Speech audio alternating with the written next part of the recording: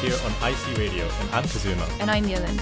Welcome back to Science at 1, where we bring you the best science news, gossip, and analysis. And the best music.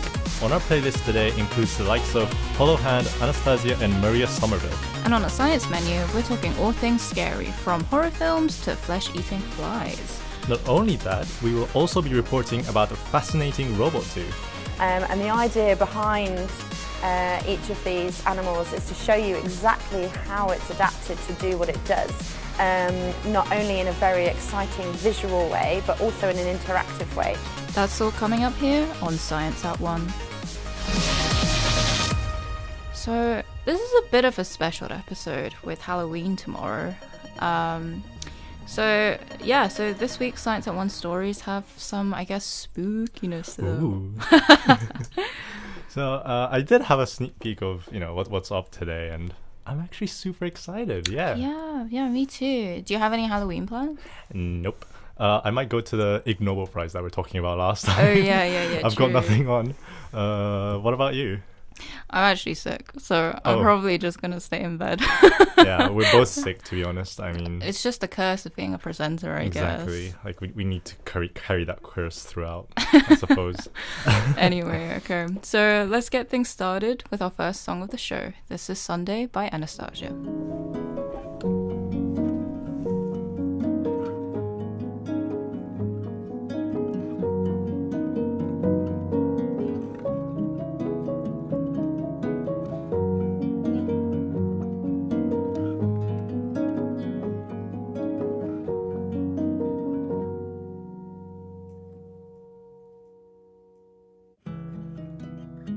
So you wanna be the only one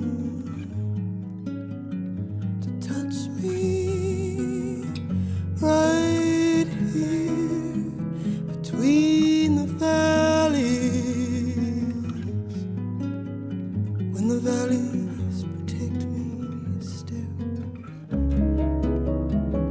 Open plans and open bodies, a small seed of an open mind that we nurture in kind. Well, maybe in a different timeline, I was the perfect girl for you, like a doll on your shelf.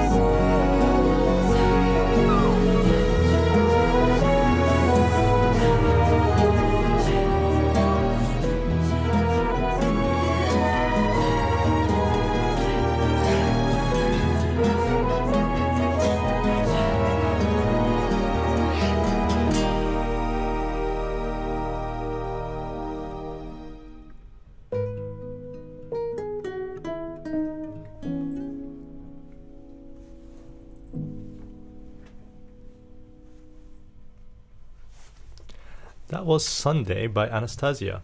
To start things off, should we first talk about what happened after the show last week? Oh yeah. So our show got taken off of YouTube due to copyright issues. I had people that missed the show and wanted to tune in later, and they were like, "Oh, like where do I find it?" So I went to go find the link, and I was just like, "Oh, there isn't one." And then when I checked my history, it's just said that it was taken down by Warner Bros. R.I.P. So I guess we should have never played the Beatles. For God forbid I like the Beatles. Am I right? Yeah, we should be careful. I mean, we luckily actually know someone who worked in music. And music copyright specifically, and who can come to talk to us. It's none other than our previous presenter, Izzy. Welcome. Oh, thank you. Hello again. It's nice to be back. I did actually work for Warner Music Group, so I was the one, my company was the one that blocked us. Okay, so could you explain why exactly our video got taken down so that we don't, do the same mistake again? Yeah, I mean, definitely don't play the Beatles. Too popular? Too famous? Essentially, yeah. I mean, YouTube has this system called Content ID, and it scans the whole of YouTube and cross-references them with copyrighted music, and it will just take down any video that's not been given consent to play these songs. Okay. But so going back a little bit, so what exactly is copyright, music and copyright then? And yeah, good question. I mean, it's essentially just like a form of legal protection, like all intellectual property. In music, it can get really complicated because there's different areas that can be copyrighted. So, for example, I used to work in the publishing side, which is actually dealing with the musical work itself, which songwriters write. But then labels will more likely deal with the copyright that's associated with the master recording. So that's with the artists who are performing it in the actual recording of it. Right. So different copyrights, it can get quite confusing. But yeah, it is essentially just so they can establish who owns the song and basically so they can work out who gets paid for it. So isn't intellectual property kind of relevant to science as well? Yeah, I mean, totally. I guess it's more common with things like patents. So they're, again, also another form of legal protection, but they're for inventions. So inventions, inventors own the rights of the patent, again, so they can monetize it, and also so no one can really steal their ideas, I guess. Oh, I see. Yeah, I guess there was a lot of new inventions during the Industrial Revolution. So I don't know, say something like the light bulb. So I think Thomas Edison invented the light bulb. So would he have been the patent owner for it? No. But wasn't it something someone actually invented it first and? Yeah, exactly. Yeah, Nice. I heard he was was he the one that got into heat with Really? Tesla? Or was it Edison? It was one of them. It's one of them. Yeah, I guess it's kind of tricky because, you're right. I feel like Edison is kind of known for being the inventor of the light bulb, but it was a whole year before he actually put his patent out for the incandescent light bulb design. This guy, Joseph Swan, actually, this is an English guy, actually had a patent for a very similar design, and so they sued him. Oh. But they ended up sorting it out in court, and they called the company the sort of Edison company, but it's still Fuse them together. it's still kind of sad that Edison is sort of named as the what you feel is the inventor. Right, yeah. I've read somewhere actually you can't get a worldwide patent, so you would have to get one for each country or something, and there's 200 countries. There's a lot of patents. Yeah, it is a pain for sure. I don't know if you remember the Apple Samsung patent infringement case. That was, it was 10 years ago. Or I guess it still kind of goes on. Yeah, I mean, it was a $1 billion case. It was huge. I mean, obviously huge companies, and it was all about just the design of smartphones and tablets, and they had around 50 different lawsuits worldwide because of just all the different patent laws in each country. And then, so it's quite interesting that in different countries, Apple or Samsung won. So in the US, Apple won, but Samsung won here in the UK and Japan. So it can be really tricky. Yeah, it is kind of infamous when it comes to like those smartphone wars, and I think like other manufacturers like Sony have also been involved. I've heard things. Oh like that. yeah, I mean all of the big sort of tech companies that you can think of have obviously tried to get involved. I mean, smartphone is so like ubiquitous to us at the moment. I mean, Sony, Nokia, Microsoft, Google. I mean, they're all getting involved. All of them. And so, yeah, it can get really messy because they're all just trying to patent part of it. I mean, loads of reasons, but obviously there's quite a lot of money at stake. But yeah, Apple have actually been named as what they call like a patent troll because they keep making these accusations to their competitors that they're like infringing on their patent. Okay. Yeah. A troll. Oh my god. I mean, I think it's quite funny that they're all suing and like competing with each other, but they also kind of need each other for the competition as that's well. What money does, isn't it? Yeah. But I don't know, money, capitalism kind of relates to our scary Halloween theme this week. Apples I are guess. scary. Like, they keep the doctor away. Yeah. Okay, well, thanks, Izzy, for joining us. Next up, we'll be playing Drinking with Judy by Hollow Hand.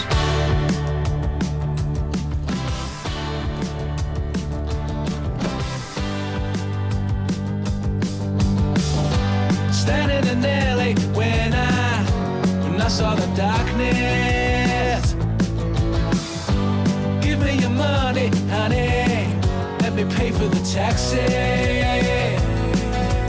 No one will ever know. Dismal, symbol, better if I'm alone.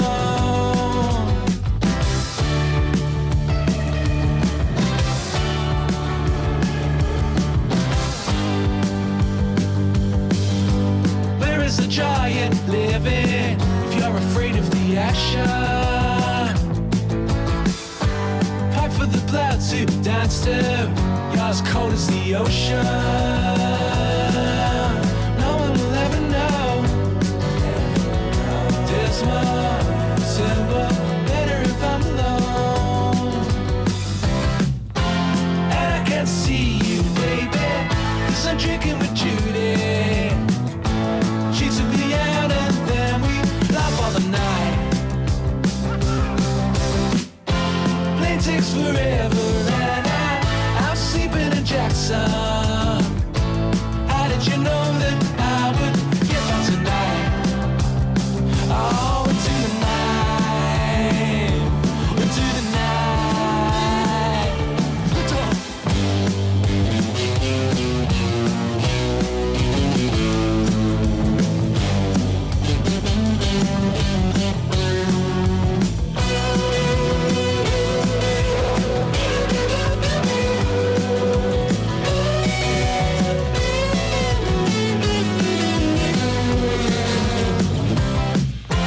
And I can't see you, baby, 'cause I'm drinking with Judy.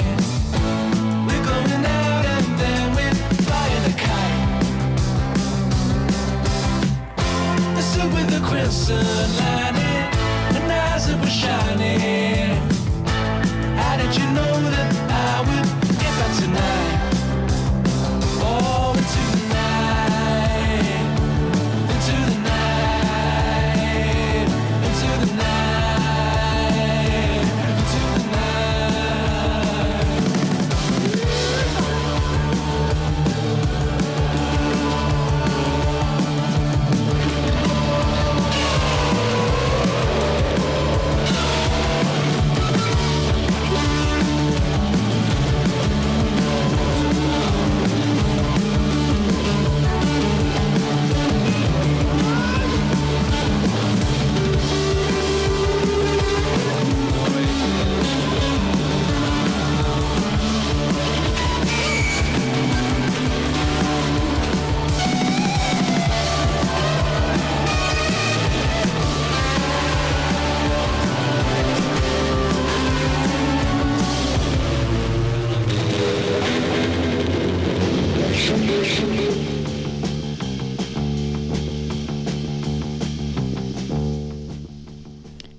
That was Drinking with Judy by Hollow Hand, which, funny enough, used to be my guitar teacher. Oh. So shout out to him.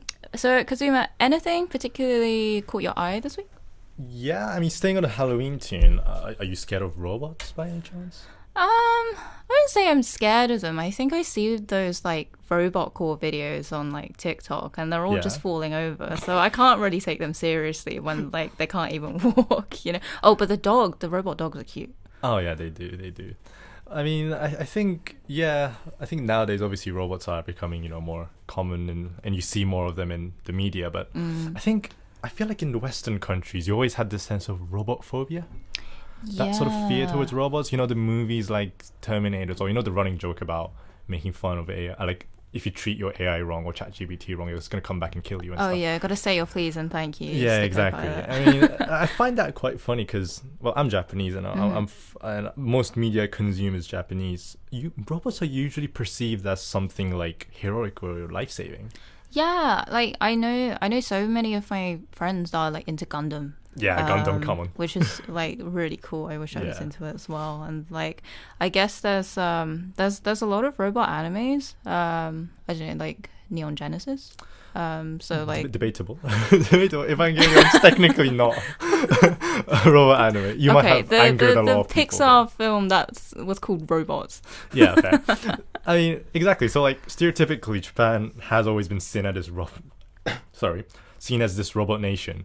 So I feel like there's such a big contrast in how Western countries and Japan present robots in media. So the reason why I'm basically just going on about robots is because I actually went to this exhibition in South London called The Robot Zoo with my dear friend Scarlett. The Robot Zoo. So like, I guess they were robots instead of animals. Then. Exactly. So it's like the place basically had animatronics, which is basically like a more fancier term for robots, that mimicked the animals. So I'm just going to change things up for this week and play a little bit of a short clip about my experience at the Robot Zoo. Can we get it played?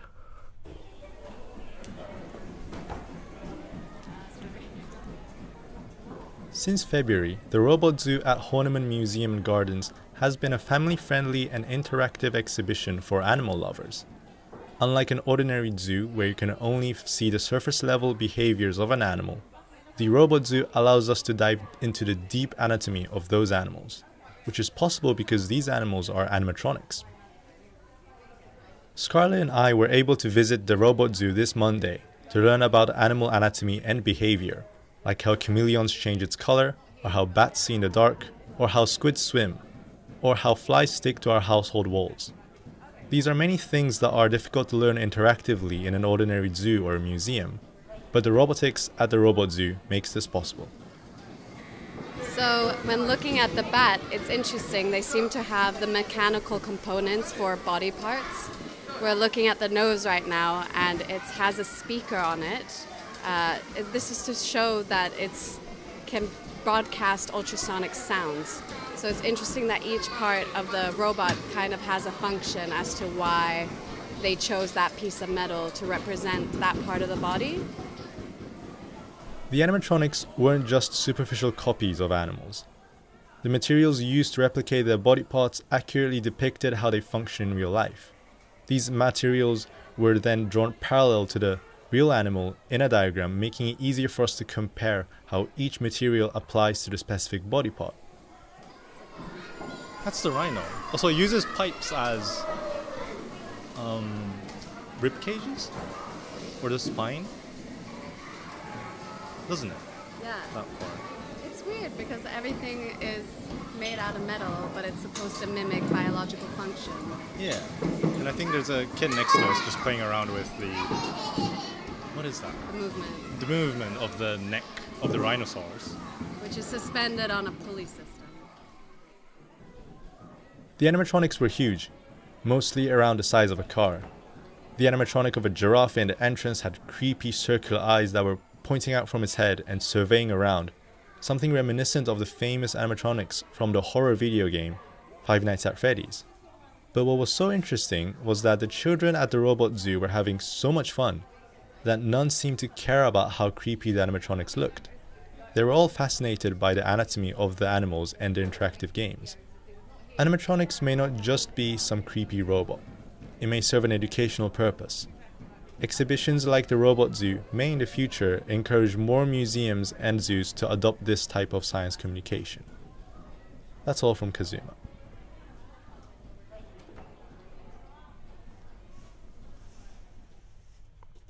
Okay, I hope you guys enjoyed that. A bit of a change of pace. What about you, Yilin? Yeah, that sounded like super fun. Yeah. I remember you said that you were gonna go, and I was like, I'm busy that day.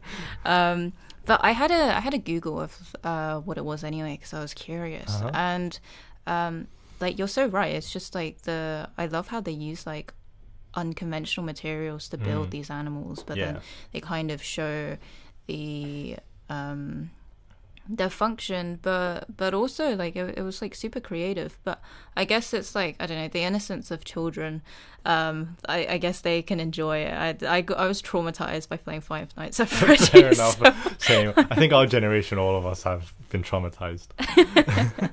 But I like how you tied back to science communication at the end, because that's what we study. Yeah, I'm glad you like that. I mean, I thought like I just wanted to find a way to just kind of tie it to what, you know, because a lot of our SciComm colleagues tune into the radio, so just a bit of a, you know, reference to it.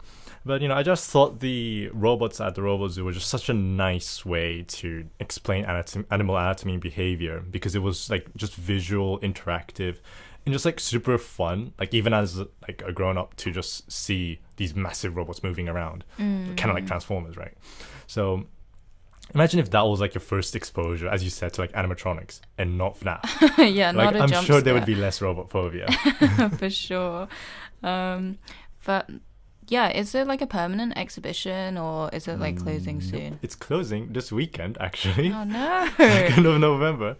So if anyone wants to buy the ticket, go get it now, before it runs out. And you can actually buy it when we're listening to the next song, which is Kinky Love by Maria Somerville.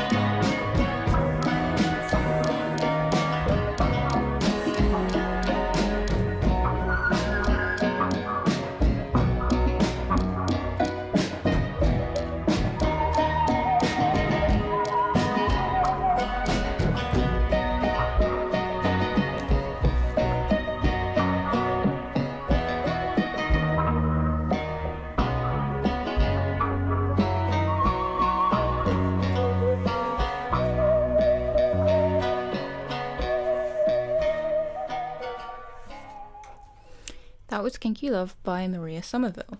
Moving on to the next story of today, I've got something that I've been dying to talk about. Okay, what is that then? Intended. Okay, so last Friday, the American Food and Drug Administration, the FDA, for the first time ever, issued an EUA for an animal drug. The drug is lotilana, to treat dogs and puppies infected with flesh-eating flies around the US-Mexican border. Ew, not flesh-eating flies. That sounds disgusting. But before that, what exactly is an EUA? That sounds quite serious. An EUA, rather, is an emergency use authorization to allow for more timely access to drugs and diagnostic tests when there's no, approved products of use. Okay. So, we had it for COVID when COVID first started happening, and, there wasn't that much research on it. Yeah. But in this case, lotilana is the active drug for tick and flea prevention meds for dogs. But there is some evidence for its effectiveness against these flesh-eating flies that I keep mentioning. Right. So I do need to know about this whole flesh-eating flies business, because that sounds like stuff of nightmares. Okay, so they're known as Cochleomyia homnivorax in Latin. One of those words. Which basically translates to man-eating virus. So they're pretty self-explanatory.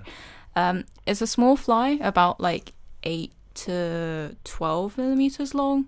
Okay. And they've got these red eyes and a blue body, and it kind of looks like Mystique if you've ever watched X-Men. Yeah, I know what you're talking about. I can visualize it, yeah. And they seem like any old fly on the surface, but they actually have a pretty sinister way of life. Yeah, it sounds like it.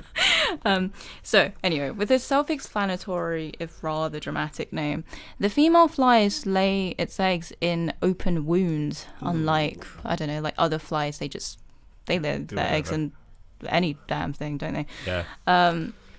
Which, the wound can be as small as a tick bite. And when the larvae hatch, it burrows into the flesh of the living animal. So it's just a whole load of nice imagery. Sounds like horror movies. And then this infected wound then attracts more flies because of the smell, the pheromones, whatever. Yeah. And then it's like a never-ending cycle, basically. Now you have this parasite living in you, and then causes a lot of weight loss. But then, if untreated, it can also cause death to animals. And particularly, a lot of the animals that are getting this is livestock. Which is pretty bad for agriculture. But also they have no tangible benefit to the ecosystem. It's like me complaining about mosquitoes, but I think mosquitoes do, but I don't want to believe it. Yeah, I think. So I'm assuming these things have been around for a while. Why is it now becoming an emergency? So these insects are actually, they have a long and storied history. Right. So to put it briefly, they're native to the Americas, and thanks to some Herculean efforts from the global science community, they've stuck there for the most part. Okay, but if they're flies, why can't you just use the most ordinary pesticide you can get from Sainsbury's and just prevent it? Right. I mean, you would think so. But the nature of these living flies, the flies and the larvae specifically, because they live in a wound, it makes applying these pesticides really difficult and inefficient. I think it's something to do with the temperature of the temperature inside of the flesh. It kind of just negates any sort of pesticides. But in fact, the parasite is so difficult to exterminate that science before the 1950s essentially just relied on continuous treatment. Okay, so what was the solution then? Well, we solved everything in the 50s. We nuked the flies. Okay, fair enough. We did that, yeah. Well, okay.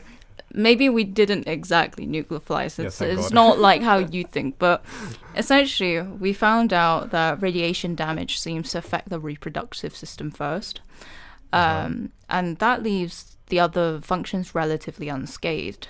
And it turns out the way these flies reproduce was the key. It was the caveat. So one female fly can lay like 200 to 300 eggs at a time, and up to like 3,000 eggs in their lifetimes. That's a lot. But here's the big but. They can only mate once. And they lay all these eggs within a 30-day time span soon after.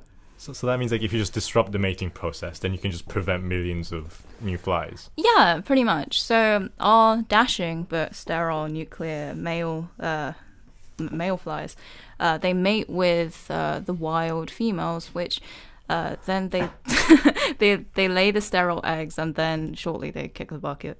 Okay. But worm factories they were established, and like they're full of meat as breeding grounds, just like everything that the fly likes. Maybe I won't go into detail if there's any vegetarians like tuning in, but essentially they have the flies as these breeding grounds, and then using gamma radiation, it changes the DNA of the fly, and then that damages the fly's reproductive system. And then scientists quickly put this discovery into place, and then they're literally airdropping millions of sterile flies on the island of Curacao. It was incredibly effective, and we quickly adopted this technique to eradicate the flies, like from Florida and later throughout all of the US, through Mexico, down to the narrowest point of the continent, Panama. Okay, why did they stop there? I'm kind of glad they stopped there, but why did they stop there exactly? Imagine you step outside and it's terrible. just raining flies. It sounds terrible. But there's a lot of things of why we like stopped in Panama. It's mainly political tensions, geographical challenges, and like a lack of funding meant it wasn't really viable to eradicate this fly in the jungles of South America. Right. So there was a compromise that was made where the US and Mexico helped fund a so-called, this quote-unquote, wall of flesh organized by the Panama government to create a permanent barrier against the return of these flies. So every week since the 50s in Panama, they just released like 100 million sterile flies. That is disgusting. All along the Panama-Colombia border. Okay, like I hate bugs, right? So like just visualizing that is terrible. But it sounds terrible, but it does also sound quite effective in theory. Like, why are they resurfacing now? So the strain of the radioactive fly itself it may be less effective, but that's not necessarily a new issue, because there would be some margin of error since the 50s too from that. So it may be due to a lot of factors. There isn't just one. And like as with anything involving human intervention, there is human error. Exactly, yeah. So, farmers may not be complying with the way they transport livestock, or maybe they're transporting them on illegal routes or just illegally in general. And then we had COVID. So, like, even things such as COVID, they may pose restrictions since during the lockdown, there would have been less workers in the factories. They may have been, like dropping less flies during that time, so it may have like compromised the barrier. And like climate change in general can enhance the survivability of these flies in colder areas, as it may not have been as cold in the 50s, so they have like a bigger area to like live in.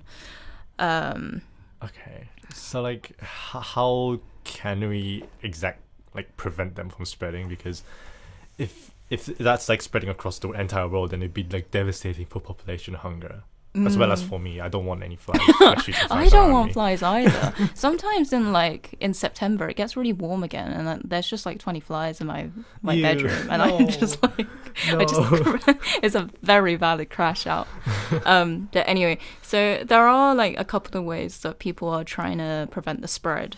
Thank God. So it was actually published a week ago that a Mexican plant is is due to fight the screwworm outbreak, and that should be ready in July 2026. Because it takes a couple of years logistically. A lot of the flies that we're talking, because there are a lot of flies that we're talking about, so obviously more of these factories in general in like this like populated area would be good. Right. And then the US Department of Agriculture is also investing about $100 million into new control technologies. So instead of gamma radiation, they're also looking into other things on the electronic spectrum, Right. such as like electron beam and then X-ray sterilization, to genetically engineer the flies. Because there's less frequency in the wave, so it may be less harsh. Okay. So it could still like affect the flies without affecting their lifespans and only like target their reproductive organs. And then also like CRISPR, things like technology like that, to like just genetically engineer flies in general so that they only breed male flies, and then that kind of like cuts out the next part of like more females breeding, you know. And I think currently the US border remains closed for Mexican cattle, so I think currently it's like 70 miles from like Texas, so it's just, you know, just keeping it out. Yeah, it's relieving to hear that there's many like measures, because I would not want that in UK. Like, please.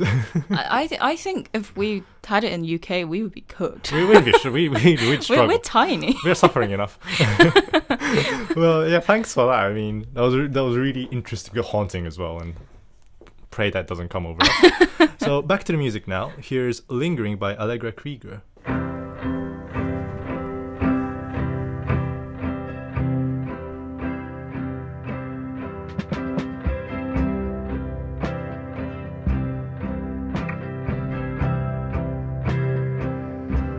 Pictures on the white walls, black mold on the ceiling.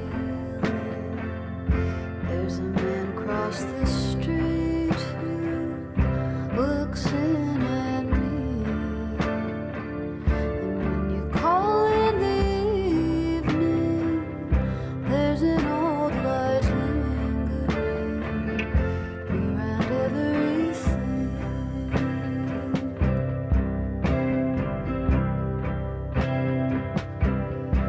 Wanted to tell you something small and stupid, but I couldn't remember when I saw your face. As I rounded the corner, it smelled like piss and garbage, 5th and Avenue way.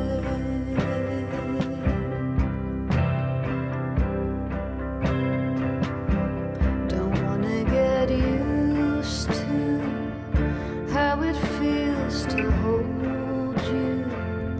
Wanna lose the desire to hold anything at all.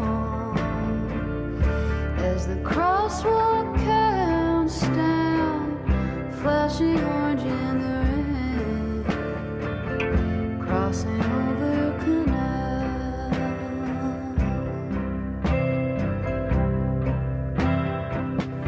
Well, I better get home. I've got work to do, but I don't have to do it if you wanna come too. 'Cause I get so tired, always running around, keeping track of the time, and I wanna slip into that fragile plane where I exist without a body or name, and you meet me there.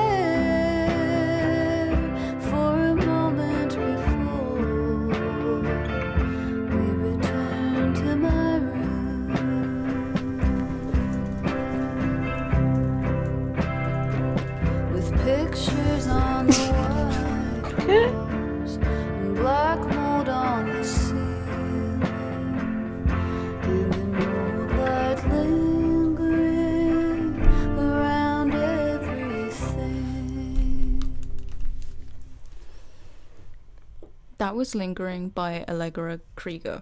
Moving on to the topic of horror movies, Kazuma, what's the scariest or maybe your favorite horror film that you've seen? Well, I don't watch many horror films, but we did watch one in class a few days ago. Yeah, Censor. we did. Yeah, to be honest, I heard my friends saying that wasn't that scary, but I was terrified. Like, I was closing my eyes, blocking my ears all the time. So yeah. No, I was squinting through the whole thing. Yeah, no, I love the I love the costume design in that one. Oh yeah. I don't really watch any either. I recently watched Late Night with the Devil, which was actually quite funny. Okay. But I think I just watched I watch more horror parodies than actual horror films. That's probably the thing I should probably watch as well. Yeah. But we have Scarlett here in the studio today, who will be talking about horror films and how research has shown that they can actually be soothing for anxiety. Soothing? Like, I thought like they're just all about like jump scares and gores and stress. Yeah, honestly, me too. I'm not a big horror fan. But and I also feel like that's such a blasphemous confession for me to make while we're covering horror films in our film course and everyone's talking about how good they are and how much they love them. So yeah, being a psychology student or having been one, I just always want to understand why. Why do so many people love horror films so much? Because if you think about it, horror stories are as old as language. You have the epic with Gilgamesh and all these older texts where there are also monsters and demons in those stories. Yeah, it's kind of a paradox, right? Because logically, we've evolved to avoid things that we fear. But still, it seems like people seek it out for fun. So, like, why do people gravitate towards that fear? Yeah, that is something that psychologists have been puzzling over for a while. Colton Scrivener, actually, a psychologist at Arizona State, believes that there is an adaptive value for why we seek out what scares us. He believes that observing what we fear helps us understand and prepare for threats. And you can see this behavior in other species too, like gazelles. They tend to observe their predators at a distance before running away from them. Yeah, but like in horror, you know, you're just talking about like existing threats, like My Deadline and stuff. It's more about like you coming up with like new stuff, like zombies, which don't exist, right? So like, why? Yeah, no, I think you're totally right. I think this is really just due to humans having such amazing imagination and like ability to create. Yeah, we find ways to like play with existing fears and threats more metaphorically. But like in the real world, not everyone is like particularly fascinated with the macabre in the same way. So are the benefits still the same for everyone, even if they don't enjoy watching horror? Yeah, I was also wondering that, and so was Scrivener. So he actually conducted a study to see how horror fans perceive the benefits of watching scary stuff, and he came up with 3 types of horror fans. So there are the adrenaline junkies who love the suspense and the thrill, and they say it makes them feel more alive. So maybe not us, Kazuma. Not me. Never be me. Then the white knucklers who don't enjoy the fear, but they feel proud after conquering it. And finally, the dark copers, who they use horror to deal with anxiety and sadness by exploring how violent and scary the world can be and kind of like comparing. Yeah, and this study was actually replicated in different contexts and languages, so the 3 times really seemed to hold up. Okay, so let's talk a little bit more about these dark copers, because it doesn't sound fun to me or relaxing at all to me, but like, how does that actually help soothe anxiety? Yeah, it does sound really counterintuitive. Like, being exposed to dark and scary topics really seems like the opposite of relaxing. Yeah. The thing is, when you watch a scary movie in a really safe environment, like you're sitting on the sofa with your friends and your family, your brain can understand that you are only experiencing a simulated threat. Huh. So yeah, you release adrenaline, your heart is racing, but deep down you know you're safe. So once the movie is over, you can recover, and that is actually helping you teach your nervous system to recover from stress. So it's kind of like an emotional workout, which actually sounds better than when I run on the treadmill. But maybe not. I don't like roller coasters and stuff either, so like I just have the worst stomachache. Yeah, actually, it is totally like an emotional workout. Yeah, horror does give you a safe space to help the brain practice dealing with uncertainty. So when we watch a scary film, our brain's anticipatory system is on, so the part that predicts what might happen next. So every time we face a scary or uncertain moment, like waiting for a jump scare, we grow our predictive capabilities and get better at handling the unknown in real life. So is there like any other research that shows this resilience in the real world as well? Yes, funny you ask, because Scrivener also conducted another study that showed during the COVID pandemic, horror fans were found to be more resilient. Oh. Yeah. They had to, yeah, like, I kind of see that. It was a horror in itself. But yeah, they were saying stuff like, agreeing with statements from the questionnaire more than others, saying stuff like, I believe in my ability to get through these difficult times. So yeah, experiencing fictional fear can actually help us face real world uncertainty. So like, would you say that's good for everyone? Like people like me as well, like who can't handle even the trailer of a scary film? I mean, me too. And that's also a really good point, because horror is not a one-size-fits-all. Yeah. For some, it can be really overstimulating or triggering. Also, younger children have a bit of a harder time distinguishing between what is real or not. Like, if you've seen a horror movie as a child, you know how scary it is. So maybe don't have your 5-year-old watching The Exorcist. Definitely not. Yeah, but for others, especially people who love a bit of adrenaline, it can be really empowering. It's kind of about knowing your limits and what kind of fear feels manageable. So if someone, you know, I'm asking for a friend, definitely not me, but like wanted to try this like horror therapy for anxiety, where should they start? Well, I would say begin with films that aren't as scary or that maybe mix in a little fun and humor. Maybe start with something like Stranger Things before jumping straight into like Hereditary. Yeah, watch with friends, keep the lights on if you want, and pay attention to how your body feels. You can always pause or turn off the movie if it feels too much. Scrivener also recommends horror books as a good way to start engaging with horror. Mostly because you can control your own imagination a bit better than watching it. I don't know how much I agree with this, but, you know, give it a go and let me know what you think. Well, thanks for joining us. So, back to the music now. Here's Love Takes Miles by Cameron Winter.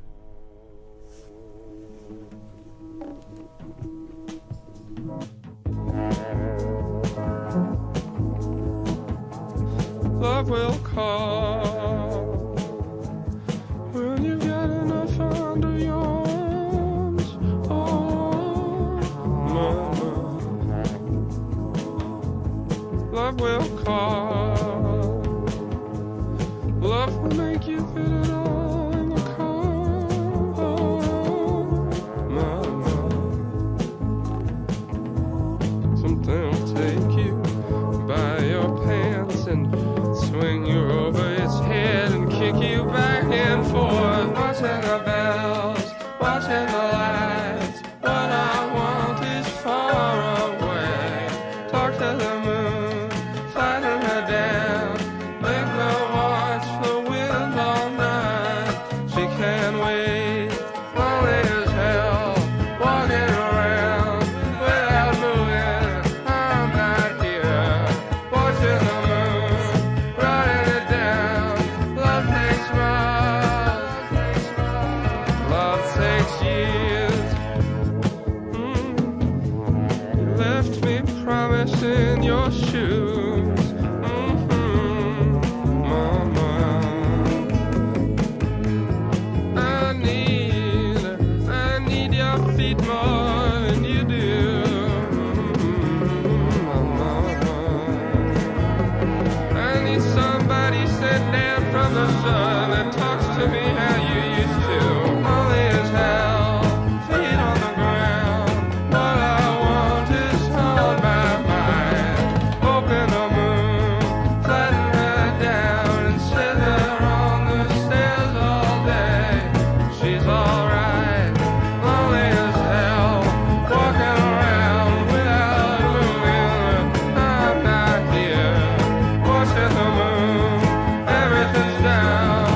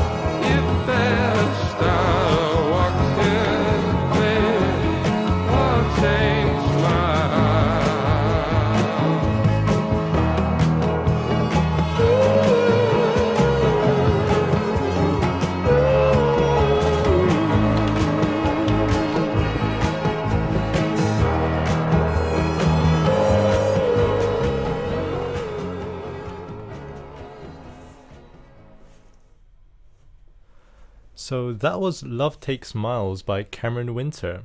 We spoke a lot about spooky stuff today, but have you ever wondered if a lot of the supernatural stuff that happens can be explained scientifically? Can you really explain them though? Because like I feel like they're just weird coincidences. But then again, I feel like I'm quite science driven, so I'm not very superstitious. I'm just like, yeah. Mostly, I suppose there's a lot of coincidence, but in some cases there is scientific explanation to it. Do you know about sleep paralysis? Yeah, I think I had it yesterday, not gonna lie. I was reading through the script before I went to bed, and then I didn't really sleep well. Oh no. And then like I think at like 5 a.m. I tried to move my neck and it just froze up, and I was just like, oh, I'm just gonna stay here. Oh dear. Oh no.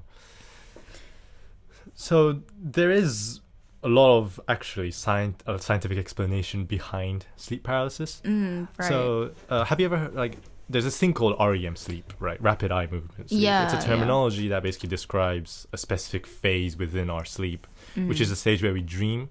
So our brain switches off most of the muscle activity to stop us from, acting out our dreams. Right. Which can get embarrassing. So sometimes what happens is your brain just wakes up a bit too early. So your body is still in a paralyzed state, but you're awake. And just your muscles are just like haven't caught up yet. That explains why my neck couldn't move, or why like other people couldn't like talk. But like, why does it feel so? Well, I mean, it was fine when it happened to me yesterday. But like I hear so much about people being so scared. So why is it so terrifying? Well, there's this brain region called the amygdala. And that's the brain part that basically controls fear. And during the REM sleep, that is still active. Right. So your body feels trapped, but basically you're scared of that situation. And you're basically in that half sleep, half awake, half dream, weird moment. And you start trying to interpret what's going on around you. And that's when you might see or feel things that aren't really there. Yeah, like seeing a dark figure in the corner, I guess, or feeling something heavy on your chest. Yeah. I've heard people say that they could hear like whispers or okay, I say that I'm not superstitious. I think I'm a little stitious. like I hate having like piles of clothes, or like sometimes I sew, so I have the mannequin out, but like I like sometimes I turn off my light. It just kind of looks weird, so I have to like I need to put it away.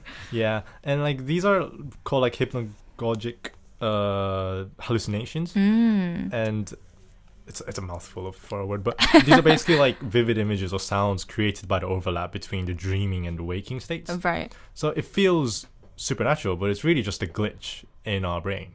So I guess our brain is just getting confused then, like it's half waking up and half asleep. Yeah, I mean, it kind of does sound like me in a Monday morning every time. But what's really interesting is that things like this happen everywhere in like every culture. So like in Japan, we call it kanashibari, which literally means metal binding. In European folklore, old European folklore, we call it the old hag, which is basically a witch that sits on your chest at night. Oh no. Yeah, it's terrifying. And people everywhere experience the same biology, but we interpret it differently and tell it through different stories. Oh yeah, I think in Chinese it's called 鬼压床, which is something to do with the bed. But yeah, it's cool how like one scientific phenomenon can turn into so many different myths for so many different like countries and cultures. Yeah, they're like just trying to explain the mystery in their own way, just add a bit of creativity to it. What usually causes sleep paralysis then? It's usually lack of sleep, stress, irregular sleep schedules, even sleeping flat on your back, which sounds like a very common thing. But basically when your sleep cycle is disrupted, your brain and body just falls out of sync. Oh, so like a college student is a prime candidate like me. Yeah, exactly. That's probably why you got it. Honestly, yeah. Yeah, just too much caffeine, deadlines, and the late night scrolling just doesn't really help. In your case, you were studying, so... being very studious.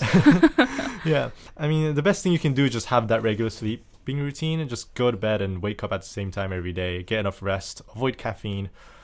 And your brain just loves rhythm. It's like a drug to it. So like when it knows when it's going to sleep and when it's going to dream, is just can sleep like really healthily. I mean, that sounds simple enough, but I guess it's easier said than done. Yeah.